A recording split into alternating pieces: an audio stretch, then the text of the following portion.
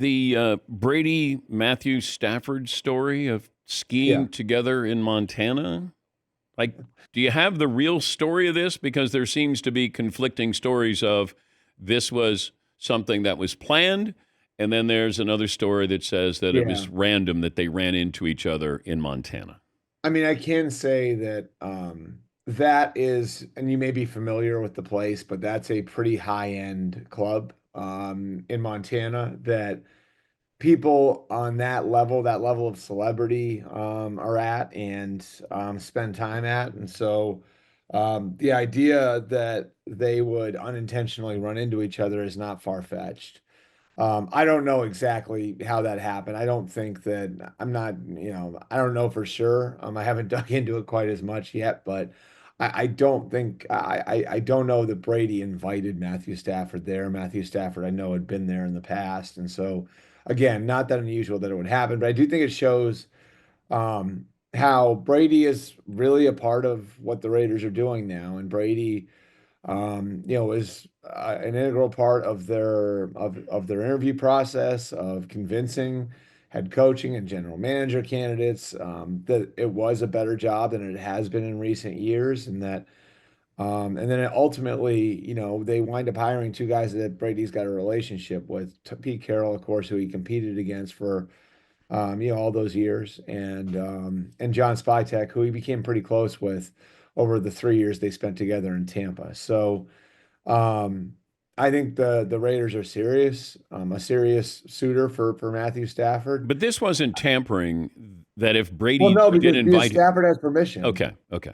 Yeah, I okay. mean Stafford had permission now. And Stafford's had permission, Dan, for over 3 weeks now. Like Stafford got permission to speak with other teams starting during Super Bowl week. So I believe it's either right at 3 weeks or just over 3 weeks that he's had permission to go out and speak to other teams. Well, what is the market for Matthew Stafford?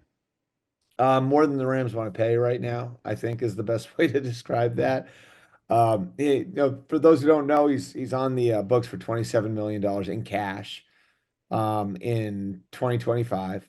And that number was lowered by $4 million because they borrowed that 4 million and another million from 2026 to give him a $5 million raise in 2024, which isn't a raise at all if you're just borrowing from one year and giving it to and putting it in another, which is why I think everybody knew when they made that contract adjustment after a really tough 6 month negotiation that they were going to be back at the table again. And the way Stafford's looking at it is the quarterback market has materially changed. There are 9 quarterbacks making over $50 million a year. And his deal at 40 million per is 50% below the top of the market, which is Dak Prescott at 60 million. So the Rams basically said to Matthew, all right, like, well, if you go out and see what the market is and go out and see what you can get. And I don't think they use the word trade specifically with him. But once you kind of let him out of the building and let him go do that, go and see his worth, there's some risk involved. And the risk is that the way he sees his worth is going to be matched with the way other teams see his worth, even at 37 years old. And that's what happened. Matthew found teams, plural, that were willing to go to a number that was commensurate with where the market is at the position. And so, how do you put that toothpaste back in the tube now if you're the Rams, who, I mean, McVay still really likes Matthew. It's a good relationship. Matthew really likes living in Southern California, but the reality is they told him he was worth they felt like he was worth X. He felt like he was worth Y.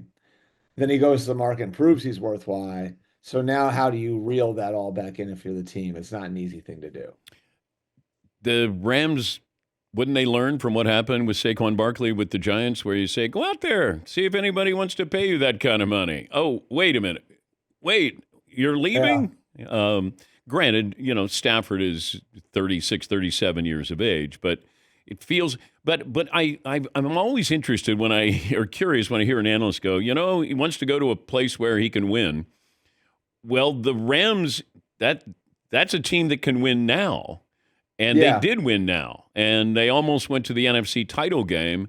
You got Puka. You got a great young defense. You got Puka Nakua. You got Williams as your running back. I don't know. Just feels like pay him the money if you Yeah. want to try to make another run at the Super Bowl. Give him 2 years, $100 million.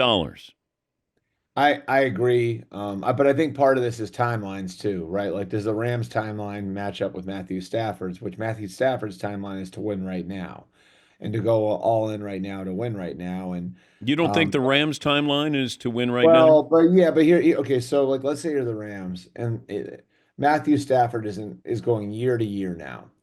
And you've dealt with this, you've had a really difficult negotiation.